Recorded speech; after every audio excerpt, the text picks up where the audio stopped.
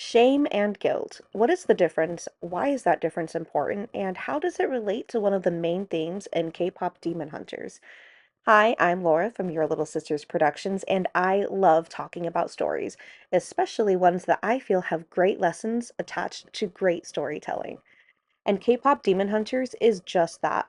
A great story with a great lesson in overcoming insecurities and shame. Jinu and Rumi both feel shame. Jinu, because of his past actions and Grima refusing to let him live it down, constantly reminding him of his past and equating that with who he is as a person. And Rumi, because she has been told to be ashamed of and hide a massive part of her that she was born with, and told that she's not herself and won't be until she is quote unquote fixed. Rumi's storyline actually reminds me a bit of the movie Penelope, which is about a girl who's born cursed with a pig's nose and ears because of something her ancestor did. And she is constantly told that her nose is not part of her, that she's not herself, and she won't be herself until the curse is broken and her nose and ears are also, quote unquote, fixed. Rumi is so desperate to shed this massive part of herself that she hides it away and shoves it down, even from herself, as much as possible. And she goes overboard in trying to make herself something else.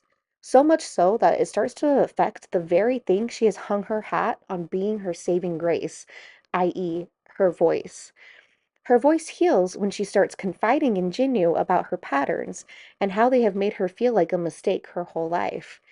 Genu says he is constantly plagued by Grima's voice, reminding him of his past and his shame, and he just wants it to stop. Hence why he's so desperate to have the memories erased so Grima can no longer use them against him. But Grima's voice stops echoing in his mind when he and Rumi talk openly with each other and sing the song Free. Genu starts to realize that the more he opens up, the less control Grima has over him.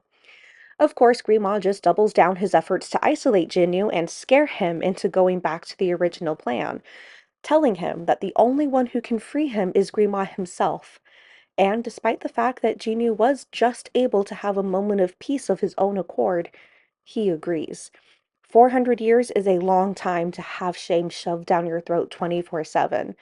It has become a major part of his identity and how he sees himself. He has had all hope stripped away. Rumi's voice heals because she is able to find a place and a person she can be herself around and talk with openly and honestly. With everyone else, she has to hide a large part of who she is, which is exhausting and contributes to her feelings of shame, which just becomes this endless cycle.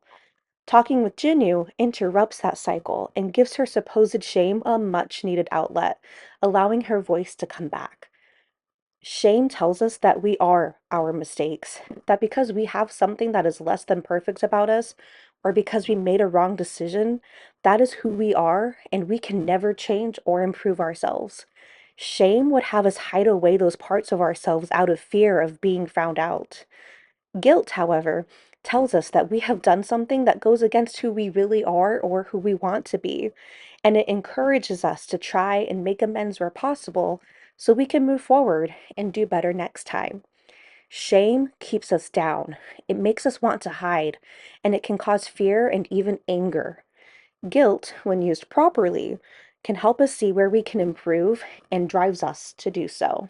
When Rumi shows up at the end with all her patterns and demon-esque parts of her showing, and she starts to walk toward Grima herself, Jinyu is able to see how fully embracing herself leads to Grima unable to use shame as a tactic. Grima tries to use shame against Rumi, pointing out that she is standing alone, that everyone can now see her patterns that she has tried to hide for so long, that she can't fix herself, and that she and her fellow hunters failed. But Rumi simply accepts these things. She knows they are true. She is standing up to him alone. Her patterns are fully out and brighter than ever before, and she and her hunters did fail earlier. But by her accepting those things and not internalizing them, but choosing instead to move forward and make decisions that do align with who she wants to be, she is able to break Zoe and Mira out of their shame trance and make a stand against Grima once and for all. Rima isn't able to use any of those things against Rumi because she accepts they are true without making it a negative part of who she is, but rather past choices that led to this moment.